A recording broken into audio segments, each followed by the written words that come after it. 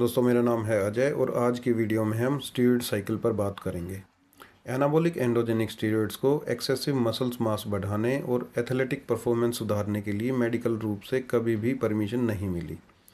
शुरुआती समय में कुछ स्पोर्ट्स फिजिशियंस के द्वारा किए गए सीमित प्रयोगों को छोड़कर कभी भी मेडिकल कम्युनिटी के द्वारा इस उद्देश्य से ऐसे प्रयोग नहीं हुए जिनमें इन दवाओं के अधिक से अधिक लाभ तथा कम से कम हानि के साथ शरीर संरचना और परफॉर्मेंस बढ़ाने वाले गुणों का अध्ययन किया जा सके।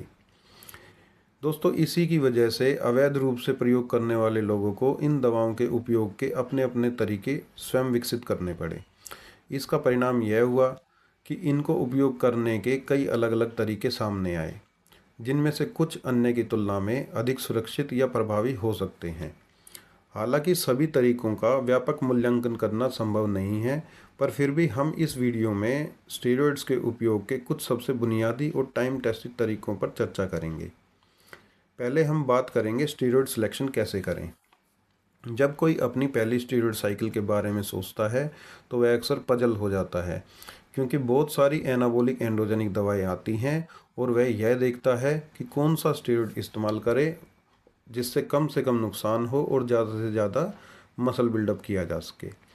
कई वर्षों के अध्ययन और एक्सपेरिमेंट्स के परिणाम स्वरूप समय समय पर बहुत सारी एनाबॉलिक एंडोजेनिक स्टेरॉयड्स की खोज की गई। विभिन्न प्रकार के मरीजों और उनकी ज़रूरतों के अनुसार विशेष गुणों वाली दवाएं बनाई गई। उदाहरण के लिए कुछ दवाएं अपेक्षाकृत कम एंड्रोजेनिक मानी जाती हैं, जो कि महिलाओं तथा बच्चों में कम साइड इफ़ेक्ट्स पैदा करती हैं। कुछ अन्य दवाएं अधिक एंड्रोजेनिक होती हैं, जो कि पुरुषों के सेक्सुअल फंक्शन को सुधारती हैं या बेहतर करती हैं।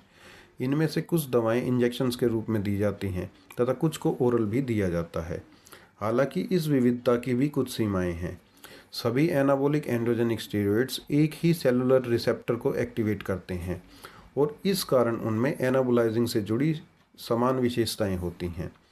दूसरे शब्दों में, भले ही अलग अलग एनाबॉलिक दवाओं के कुछ गुण अलग हों, लेकिन यदि आपका उद्देश्य मसल्स का आकार और ताकत बढ़ाना है तो यह लगभग किसी भी कमर्शियल स्टोर से प्राप्त किया जा सकता है। सभी एनाबॉलिक एंड्रोजेनिक स्टेरॉयड्स मांसपेशियों के आकार, ताकत और परफॉर्मेंस को बेहतर बनाने में सक्षम हो सकते हैं, लेकिन मिलने वाला मसल मास, ताकत और परफॉर्मेंस हर दवा की अपनी अपनी प्रॉपर्टीज़ के कारण अलग अलग हो सकता है। जब केवल मसल की ताकत और साइज़ मसल की डेफिनेशन से ज़्यादा इम्पोर्टेंट हो तो एस्ट्रोजेनिक स्टेरॉयड्स ज़्यादा पसंद किए जाते हैं। हालांकि एस्ट्रोजेनिक स्टेरॉयड्स शरीर में फैट और वाटर रिटेंशन का कारण भी बनते हैं। इसके विपरीत जो स्टेरॉयड्स कम एस्ट्रोजेनिक होते हैं वे मसल का साइज़ तो कम बढ़ाते हैं, पर मस्कुलैरिटी तथा डेफिनेशन पर ज़्यादा प्रभाव डालते हैं। हम इन्हें दो मुख्य श्रेणियों में बांट सकते हैं। पहला है बल्किंग। बल्किंग के लिए मेथेंडोस्टेनोलोन ओरल, ऑक्सीमेथलोन ओरल, टेस्टोस्टेरोन, साइपोनेट या एनेंथेट इंजेक्शन का यूज़ किया जाता है। दूसरा है लीन मास के लिए बोल्डेनोन अंडिसाइलिनेट इंजेक्शन, मेथिलोनोन एनेंथेट इंजेक्शन, नेंडोलोन डेकोनोइट इंजेक्शन, ऑक्सेंड्रोलोन ओरल और स्टेनोजोलोल ओरल इनका प्रयोग किया जाता है। एनाबॉलिक एंड्रोजेनिक स्टेरॉयड्स के बिगनर्स शुरुआत में एक ही स्टेरॉयड साइकिल से शुरुआत करते हैं, यानी कि एक ही सब्सटेंस यूज़ करते हैं, और जिनका टारगेट मसल बिल्डअप होता है। इसके लिए अक्सर अधिक एंड्रोजेनिक सब्सटेंस जैसे टेस्टोस्टेरोन, मेथेंडोस्टेनोलोन और ऑक्सीमेथलोन का यूज़ करते हैं। जो लोग लीन मास चाहते हैं वो अक्सर नेंडोलोन डेकोनोइट, ऑक्सेंड्रोलोन और स्टेनोजोलोल जैसे एनाबॉलिक स्टेरॉयड्स को पसंद करते हैं। पहली बार उपयोग करने वाले लोग आमतौर पर इंजेक्शन लेने में हिचकिचाते हैं और अपनी सुविधा के लिए ओरल स्टेरॉयड्स को चुनते हैं। मेथेंडोस्टेनोलोन मसल बिल्डअप के लिए कॉमन चॉइस है और इसे इस प्रभाव के कारण पूरी दुनिया में पसंद किया जाता है। साथ ही इसके एस्ट्रोजेनिक या एंड्रोजेनिक साइड इफ़ेक्ट्स भी मध्यम स्तर के होते हैं। स्टेनोजोलोल एक ऐसा मौखिक एनाबॉलिक स्टेरॉयड्स है जिसे लीन मास बढ़ाने या एथलेटिक परफॉर्मेंस सुधारने के लिए सबसे अधिक पसंद किया जाता है।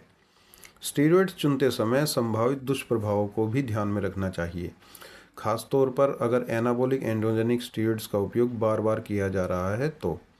ओरल स्टेरॉयड्स कार्डियोवास्कुलर सिस्टम पर अधिक दबाव डालते हैं और लीवर के लिए भी लीवर टॉक्सिक हो सकते हैं। इसी कारण से इंजेक्शन वाली दवाओं को सुरक्षा की दृष्टि से अधिक प्रेफरेंस दिया जाता है। विशेष रूप से टेस्टोस्टेरोन को। हमको पॉसिबल कॉस्मेटिक साइड इफ़ेक्ट को भी ध्यान में रखना चाहिए।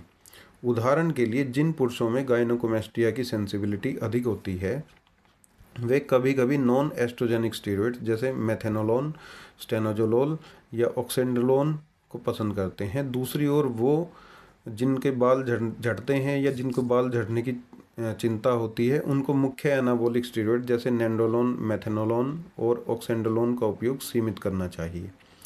किसी भी स्टीरॉयड साइकिल को शुरू करने से पहले व्यक्तिगत लक्ष्यों, स्वास्थ्य स्थिति और प्रत्येक दवा के पॉसिबल साइड इफ़ेक्ट्स की विस्तृत समीक्षा करना आवश्यक हो जाता है। दोस्तों, अब हम स्टीरॉयड्स की डोज की मात्रा के बारे में बात करेंगे। एनाबॉलिक एंडोजेनिक स्टीरॉयड्स आमतौर पर मसल गेन तब अधिक प्रभावी ढंग से करते हैं जब मध्यम स्तर की चिकित्सीय मात्रा में लिया जाता है। चिकित्सीय स्तर से कम लेते हैं तो प्राकृतिक टेस्टोस्टेरोन सुप्रेस भी हो जाता है और ज़्यादा फायदे भी नहीं मिलता। चिकित्सीय मात्रा से बहुत अधिक मात्रा पे लेने पे लाभ बढ़ते जरूर हैं लेकिन धीरे धीरे कम होने लगते हैं, जिसको डिमिनिशिंग रिटर्न्स बोलते हैं। उदाहरण के लिए टेस्टोस्टेरोन एनेंथेट या साइपोनेट के मामले में 100 mg पर वीक प्रति सप्ताह की मात्रा चिकित्सीय मानी जाती है, लेकिन यह स्ट्रॉन्ग एनाबॉलिक बेनिफिट नहीं दे सकती। और जब 200 से 600 mg प्रति सप्ताह के बीच मध्यम चिकित्सीय स्तर पे होती है तब यह स्ट्रॉन्ग एनाबॉलिक इफेक्ट दिखाती है, लेकिन इससे ऊपर जाने पर मांसपेशियों की जो ग्रोथ है वो कम हो सकती है और डोज बढ़ाने के मुकाबले जो हमें लाभ मिलेंगे वो काफ़ी कम मिलेंगे। कुछ सामान्य रिकमेंडेड डोज इस प्रकार है।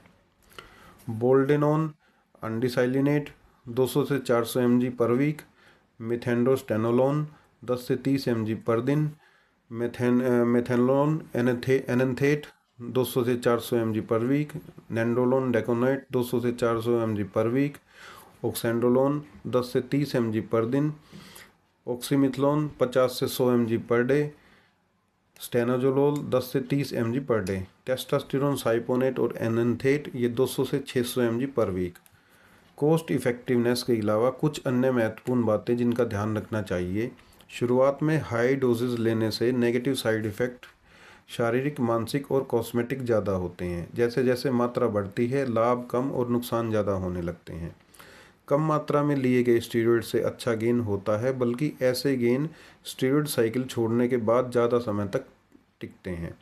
बहुत ज़्यादा डोज से अचानक तेज़ी से मास गेन परमानेंट नहीं होता और साइकिल ख़त्म होने के बाद अक्सर ये कम हो जाता है, इसलिए स्लो एंड स्टेडी गेन्स बेहतर होता है। दोस्तों, निष्कर्ष अंत में यही निकलता है कि स्टेरॉयड का उपयोग तभी करना चाहिए जब ट्रेनिंग और डाइट पूरी तरह से सही हो, और हमेशा सबसे कम आवश्यक मात्रा का ही उपयोग करना चाहिए ताकि टारगेट को स्लोली अचीव किया जा सके। किसी निश्चित डोज पर एनाबॉलिक एंडोजेनिक स्टेरॉयड्स का उपयोग आमतौर पर लगभग 6 से 8 हफ्तों तक मांसपेशियों के साइज और स्ट्रेंथ में विजिबल गेन करता है। इसके बाद नई मसल बढ़ने की गति काफ़ी धीमी हो जाती है। इसके तुरंत बाद एक ऐसी पोजीशन आ सकती है जहां आगे की प्रगति रुक जाती है। इस बिंदु के बाद प्रोग्रेस करने के लिए हमको डोज बढ़ानी पड़ सकती है, जिससे नेगेटिव इम्पैक्ट की संभावना काफ़ी बढ़ जाती है और एनाबॉलिक बेनिफिट कम होने लगते हैं। बिना खुराक बढ़ाए भी लंबे समय तक लेने से हेल्थ पर नेगेटिव इम्पैक्ट दिखाई देने लगता है। इन्हीं कारणों से लंबे समय तक स्टीरॉयड का उपयोग करने की सलाह नहीं दी जाती। आमतौर पर सलाह दी जाती है कि एनाबॉलिक एंडोजेनिक स्टीरॉयड्स का उपयोग एक बार में 8 हफ्तों से अधिक न किया जाए और इसके बाद उतने ही या उससे अधिक समय तक विराम लगाया जाए, फिर ही अगली साइकिल शुरू की जाए। ऑन और ऑफ पीरियड के इस प्रकार के बदलाव को ही साइकिलिंग कहा जाता है। अब हम बात करेंगे ऑफ साइकिल रिकवरी, ब्रिजिंग और टेपरिंग के बारे में। स्टीरॉयड का उपयोग बंद करने के तुरंत बाद की अवधि में हाइपोगोनेडिज्म की स्थिति हो सकती है, जिससे प्रोटीन कैटाबॉलिज्म होता है, या हम कह सकते हैं कि मसल टूटने की रफ्तार बढ़ जाती है, और इस नुकसान को कम करने के लिए नेचुरल टेस्टोस्टेरोन प्रोडक्शन को जल्दी से जल्दी रिस्टोर करना होता है। ऐसे में नॉर्मली एक हार्मोनल रिकवरी प्रोग्राम शुरू किया जाता है जिसमें HCG, टैमोक्सिफिन सिट्रेट और क्लोमिफाइन सिट्रेट का उपयोग किया जाता है। दोस्तों, पोस्ट साइकिल थेरेपी पर मैं एक अलग से वीडियो बनाऊंगा। दोस्तों, स्टीरॉयड साइकिल के बाद कम से कम 8 से 12 वीक तक एनाबॉलिक एंडोजेनिक स्टीरॉयड से पूरी तरह से दूर रहना चाहिए। कुछ स्टीरॉयड यूजर्स को पूरी तरह से स्टीरॉयड से दूर रहने में कठिनाई हो सकती है और वो क्या करते हैं, वो फुल डोज साइकिल के बीच ब्रीदिंग रूटीन शुरू कर देते हैं। इसमें कम मात्रा में इंजेक्टेबल स्टेरॉइड्स का समय समय पर उपयोग शामिल हो सकता है, जैसे 2 से 3 सप्ताह में 200 mg टेस्टोस्टेरोन एनेंथेट या मेथेनोलोन। हालांकि इस तरह की प्रैक्टिस को डिस्करेज किया जाता है क्योंकि यह हार्मोन रिकवरी में बाधा डाल सकती है और शरीर को सामान्य मेटाबॉलिक संतुलन या होम्योस्टेसिस में लौटने से रोक सकती है। जब एक साइकिल समाप्त होती है तो कुछ यूजर्स धीरे धीरे अपनी खुराक कम करते जाते हैं, इसे ही टैपरिंग कहते हैं। यह टैपरिंग आमतौर पर 3-4 वीक तक चल सकती है, जिसमें हर वीक खुराक को धीरे धीरे कम किया जाता है जब तक कि स्टेरॉइड पूरी तरह से बंद न हो जाए। हालांकि यह स्पष्ट नहीं है कि टैपरिंग का कोई वास्तविक लाभ होता है या नहीं। इस प्रैक्टिस का क्लिनिकल लेवल पर मूल्यांकन कभी नहीं किया गया और इसे स्टेरॉइड्स के साथ व्यापक रूप से रिकमेंड भी नहीं किया जाता। हालांकि कुछ अन्य दवाओं के साथ जैसे थायराइड हार्मोन और या एंटी डिप्रेसेंट में इसका उपयोग किया जाता है। लगभग सभी हाई डोज स्टेरॉइड स्टडीज़ में यह पाया गया है कि अधिकतम खुराक पर ही इनका उपयोग बंद कर दिया जाता है और टैपरिंग के लिए कोई समय नहीं दिया जाता। टैपरिंग प्रोग्राम में एक कमी यह है कि जब तक शरीर में एंड्रोजन का लेवल नॉर्मल लेवल से अधिक रहता है तब तक रिकवरी पॉसिबल नहीं हो पाती, इसलिए लोगों को टैपरिंग सजेस्ट नहीं की जाती। दोस्तों, अब हम बात करेंगे स्टैकिंग के बारे में। प्रोफेशनल खिलाड़ी एनाबॉलिक एंड्रोजेनिक स्टीरॉयड्स का यूज़ करते करते एक्सपीरियंस्ड हो जाते हैं। वे एक समय में एक से अधिक स्टीरॉयड्स का उपयोग करने लगते हैं। इस प्रक्रिया को स्टैकिंग कहा जाता है। स्टैकिंग आमतौर पर एडवांस बॉडी बिल्डर्स में अधिक देखी जाती है क्योंकि एक समय के बाद जब एक ही स्टीरॉयड से और ज़्यादा ग्रोथ नहीं मिल पाती और रुक जाती है तो वे अन्य स्टीरॉयड्स को भी साथ में जोड़ने की कोशिश करते हैं ताकि ग्रोथ को फिर से बढ़ाया जा सके। स्टैकिंग में आमतौर पर एक से अधिक एनाबॉलिक एंड्रोजेनिक स्टीरॉयड्स को एक या एक से अधिक एनाबॉलिक एजेंट के साथ मिलाया जाता है। एनाबॉलिक साइड में बोल्डेनोन, मेथेनोलोन, नैंडोलोन, ऑक्सेंडोलोन, स्टेनोजोलोल आदि शामिल हैं, जबकि टेस्टोस्टेरोन, ऑक्सीमिथलोन या मेथेंडोस्टेनोलोन आमतौर पर अधिकांश स्टैक्स का एंड्रोजेनिक बेस होते हैं। हालांकि इस तरह से ओल्ड बॉडी बिल्डर स्टीरॉयड्स लेते थे, पर आज के समय में ऐसी दवाएं उपलब्ध हैं जो कि एस्ट्रोजेनिक एक्टिविटी को कम कर सकती हैं। इसलिए अब सिंगल एजेंट यानी एक ही स्टीरॉयड का यूज़ भी किया जा सकता है, खास तौर पर मजबूत एंड्रोजन जैसे टेस्टोस्टेरोन एनेंथेट और टेस्टोस्टेरोन साइपोनेट पहले की तुलना में अधिक व्यवहार्य हो गया है और इनके साइड इफ़ेक्ट जैसे गायनोकोमेस्टिया, वाटर रिटेंशन अब एंटी एस्ट्रोजन या एरोमेटाज इनहिबिटर की मदद से नियंत्रित किए जा सकते हैं। यहाँ तक कि उच्च डोज पर भी उनको नियंत्रित किया जा सकता है। लोगों को यह समझना चाहिए कि स्टैकिंग कोई ज़रूरी नहीं है। हालांकि यह प्रैक्टिस कॉम्पिटिटिव बॉडी बिल्डिंग में आम तौर पर बनी रह सकती है। दोस्तों, आज के वीडियो में इतना ही। अगले वीडियो में हम टेस्टोस्टेरोन थेरेपी के बारे में बात करेंगे। अगले वीडियोज़ को देखने के लिए हमसे जुड़े रहिए तथा हमारा वीडियो सब्सक्राइब कीजिए। धन्यवाद।